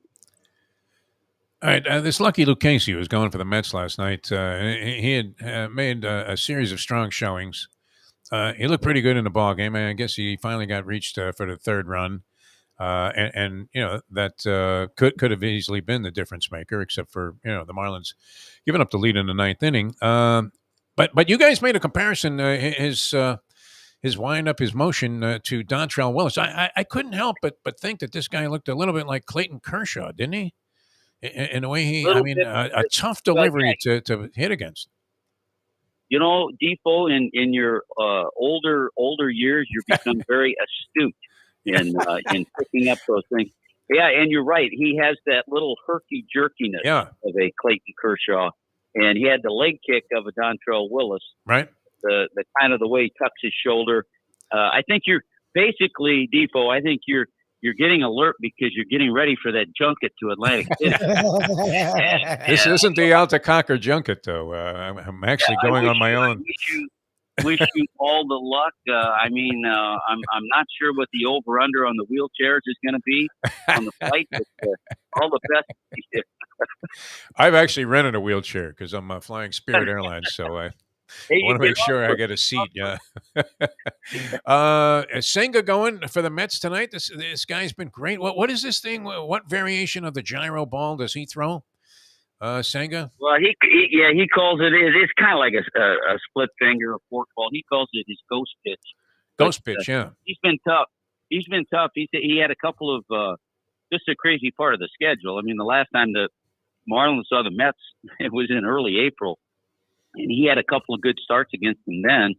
And he's not going to win it, but he's actually going to get some Cy Young votes. Oh yeah, wow. Because of the way he's pitched this year. He's got an ERA under 3 in his 27 starts. So another tough assignment. And then, it doesn't get any easier. I was just looking at the rotation for the Brewers series. Woodruff, Burns, Peralta. They're 3 best. Wow. So that's who the Marlins get in that series over the weekend, the final series. And I'd love to see some fans come out for that. I mean, it's the final home series. They're still in this thing, and they're playing a real good ball club, the Brewers. Yeah, it's been very exciting, and this whole thing with the wild card chase looks like it is going to come down to the wire, and the way the team has bounced back after that one little dreadful stretch there coming out of the All-Star break, pretty remarkable, and against some tough competition, including sweeping the Braves there with. What was that? 36 runs over the weekend. So, we'll hope that they can, take the series tonight against the New York Mets. One last thing, we speculated. Were you asked by the Dolphin organization to work with Tua Tagovailoa to help him avoid being hit? Because that seems to be a problem, and they are aware. I mean, what special characteristic did you have? What Gumby-like qualities did you have to be able to dodge being hit by a pitch your entire career, Tommy Hutton? Well, that was good. Yeah, I worked with Tua. I avoided being hit, except the one year I got let go by the Marlins. I got hit pretty good. But I will say this, Defo. I want to give you a tip because I know you're going up to AC, and I know my contact AC Frank has helped you out before with Chef Ola's. Yes. He's got a better place for you, so I want you to check out Cafe 2825. That's what everybody says. Everybody says it's the new brought spot. it up last time, and he never got over there. Yeah. I'm such a creature of habit. I mean, look, I'm a diehard baseball fan, which is good. Living and dying with every pitch here down the stretch because, that's what we grew up with. But, I did make the reservation at Chef Ola's. It's a little easier now than it used to be. You don't have to know a guy who knows a guy who has done some time at a Jersey penitentiary. To get in. The final thought I have to give to Lubie is that on his trip to Morocco, unbeknownst to Lubie, my wife's mother, my mother-in-law, who passed away a few years ago, she was from Morocco. Oh wow! So, wow. Oh, nice. We may make a trip over there ourselves. I might have to get some tips from Lubie. I have lots of them. We saw the whole dang place. Yeah, he was just running from just as long, Lubie, as you keep away from the F-bombs on the plane. You have to be careful of that. Yes, that's very true. Of course, the minute he set foot on Moroccan soil, they had an earthquake. So, talk about a guy who can shake things up. That's one Mike Lubitz. All right, have fun at the game. Dodge that Gatorade shower. Jessica Blaylock took a bath last night. Jazz Chisholm. I got her twice. I think she likes that. She likes having fun down there doing the interviews. But she took it pretty good last night. I mean, that was as wet as I've seen somebody after one of those things, except for when Dion poured the beer on Tim McCarver. And that was by design. So, all right, we love you, Tommy. Thanks, man. Always a pleasure, my friend. Good luck tonight. Hey, love you guys. Enjoyed being on with you guys all the time. We'll talk soon. Thanks. Always a pleasure, my friend. Yeah, Tommy talks about that restaurant too. Huh? That's the thing. Table 2584 or something. Oh, okay. And he got that from like his guy, Atlantic City Frank. Well, I'm not Mayo. I won't mock you. You do what you got to do. I mean, if you can get a free meal at like a Gordon Ramsay thing. place, you got to go. You're and you have that. a place you love, you got to go. I'm not against that. Now, are you only there? But you have 3 dinners. What is only there? The third night is the Marty Sachs birthday party dinner, which then it is what it is. He's making a call on that. I doubt it's at table 2584. Yeah. I'm thinking some casino restaurant, that he's made arrangements with, no doubt, due to the fact that he will be sending it in heavily with both fists on the craps tables to justify his suite of rooms at the Oceans Resort. Exactly. Which is, kind of a high-end spiffy place there at the end of the boardwalk. Unbelievable. All right, going to be a lot of fun. All right, we will have a no-filter show. You're going to be coming up later on from Casa Calabria. Wow. Yes. I mean, I have missed that 2 months in a row, which... I know, you're off your game. Yeah. Such a sad state of affairs. It's a beautiful thing, man. I love Calabria. I mean, it's a great restaurant. So you catch Mike Mayo there with the lunchbox. And then Mayo, on this new kick that he's on, still is going to work in a Tom Tanazzini dinner tonight. Yes, which I don't, and I love Tom Tanazzini, and I'm sure he caters to all dietary requirements. There's no way to do that with New Orleans food. Yeah. Like, I don't know what food he does where like that's just sort of the thing. Like even the crawfish have like 1 million calories and cholesterol implications that are very serious. That you might need to consult a cardiologist. That's that's Louisiana food in general. It's just their food, Like it's not on him. It's not his fault, but it's a sodium bloodbath. I mean, when you go to New Orleans. It literally is, man. You may as well just take like a thing of salt. Yep. And gargle with it. And shoot it. We got to run. Thanks, everybody. Lubie, you're going to take the reins there. And then don't forget Monday, new start time, 8 o'clock. Yes. So that was my last show, where I'm getting up at 5:30 unless some emergency arises. I'm hoping I can get Skippy trained to be on a different timetable also. Good luck. Yeah, good luck with that. My cat he's used to coming down here 5:30 knowing I'm going to be eating some breakfast. Unbelievable. So, we'll see what happens. But, Louie, you have fun. Thursday, you'll have a little Dave Gurgles challenge. Gurgles will be there. Challenge. Join us. We'd love to get all the trivia action fun tomorrow right here with Gurgles and myself. And a Degenerate Friday coming up on Friday. Yes. And Mike Mayo lunchboxes throughout the week. So we'll see you next time as we leave you now that. The time. It's 8:52. Let's go to eat a damn snack. Look what they done to my soul.